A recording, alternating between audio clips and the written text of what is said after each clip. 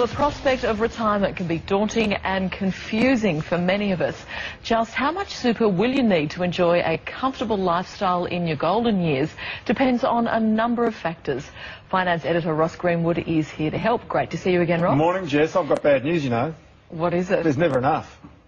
Well, that's it. How do you work out how much you do need? Well, it's really difficult because most people will dramatically underestimate it. When people have been surveyed and sort of looked at their lifestyle, most people will generally tell you that they need way less than they really do need to look after themselves in retirement. And look, there's a few really simple things to try and work this out.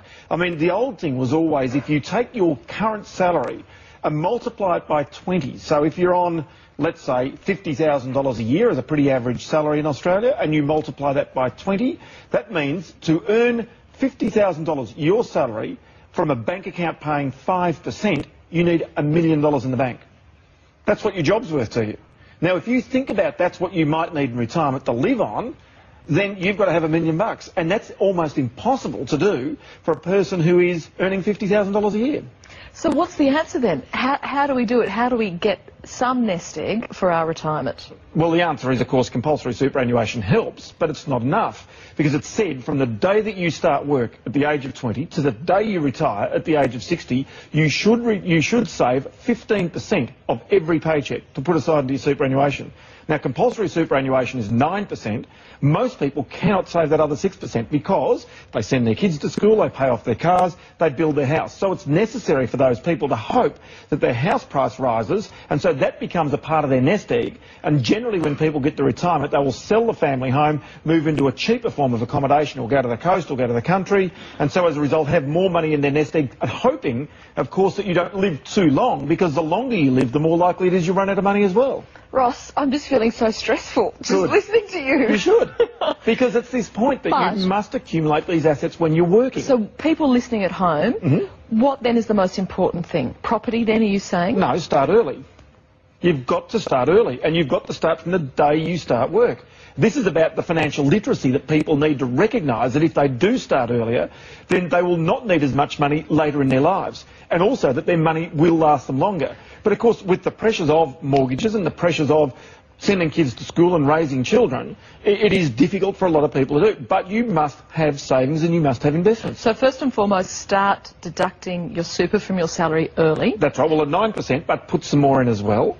And then try and make certain that you can clear your mortgage as quickly as you possibly can. Some people now... Easier said than done, though. Of course it is, because some people will never clear their mortgage until they retire. And this is the difficulty as well, because if house prices are flat for a long period, of course that asset is going nowhere, and you're relying on that asset to rise in price so you can fund your retirement. What if you've left it too late? What if you're getting close to retirement? Be honest, you're stuffed, aren't you? Oh, come on, you've got to have some more sympathetic advice than that, Ross. But you are. It's the truth. You go and live on the age pension, and that's 25% of the average person's wage. If you're a couple, you're just above the poverty line. If you're a single person, you're below the poverty line in Australia on the age pension. So, tell me you're not stuffed. So there's nothing you can do. Say retirement is 5 years away, 6 years away. Yes. Is there anything you can do? How can I resurrect this situation? Well, you can stop eating and put as much money as you possibly can in, or you can recognise that you must compromise your lifestyle in retirement and that you don't have enough, and you're honest with yourself about these things. There is a nice thing, because there's this whole question about how much money is enough, and it's an amazing question to raise, and you should have targets from when you're early. Do you want to know 2 tricks about how much money is enough? I've given you one, and that is multiply your current salary by 20, and that should be enough money. The second way to do it is there's a great aspirational thing. From when you're very young until when you're very old, try and own in your life 4 houses outright with no debt. Big call. So if you say your current house is worth $500,000, 4 houses, this is what you need. This is enough money. And the reason is, there's an old theory that if you have 4 houses owned outright, you have enough money. You live in one house, no rent, no interest, no nothing.